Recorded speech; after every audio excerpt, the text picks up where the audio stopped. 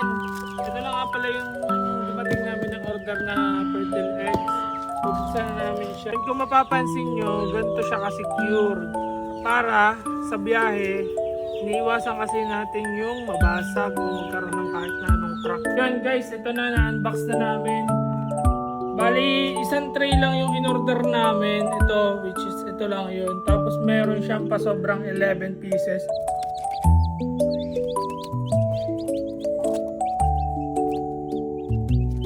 Yun guys, magsasalang na nga pala tayo ng ating itlog dito sa aming incubator na nabili. Bali, ito ay 40 na white leghorn at saka 12 na Rhode Island. Itong mga itlog na ito nga pala, ito ay kahapon lang dumating sa amin. Pero nirest muna namin siya ng 24 hours para yung fertile niya ay hindi stress. Kasi pag diretso salang siya, possible na mababa yung maging hatching rate niya. So, ayun guys, yung dalawang nabuhay sa in-order namin. 1 box na white leghorn. Dalawa lang siya. Ay, 1 tray. Hindi pala 1 box. 1 tray na white leghorn. Tapos ito namang dalawang kasama yan. Yung sinabay namin na Rhode Island. So, dalawa lang yung nabuhay kasi nga nagkamali kami na hindi na inilagay muna namin sa ref.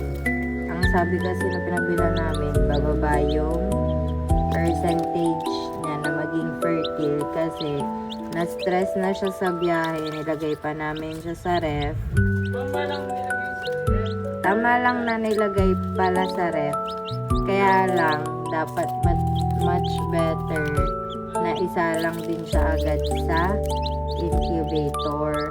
So that time kasi hindi pa kami nakakabili ng sarili naming automatic incubator.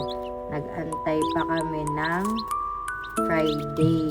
Dumating siya ng Monday siya dumating. Yung next salang kasi dapat lang dun sa pinag-incubator namin ng mga itlog is Friday pa. So, ayun. Tuesday pala siya dumating. Ay, Monday nga, Monday. Monday ng hapon. So, yung kasing pinagdadalhan namin, morning lang siya nagsasalang. Kaya, hindi agad natin siya pwede One day. Para hindi ma-stress yung eggs. Yun. So, dito sa pangalawa naming order, yun. Dito namin makikita at masusubukan kung talagang yung mga eggs niya is fertile. Yan guys, nakita na nga pala yung mga isasalang naming itlog. Sana maraming mapisa dito.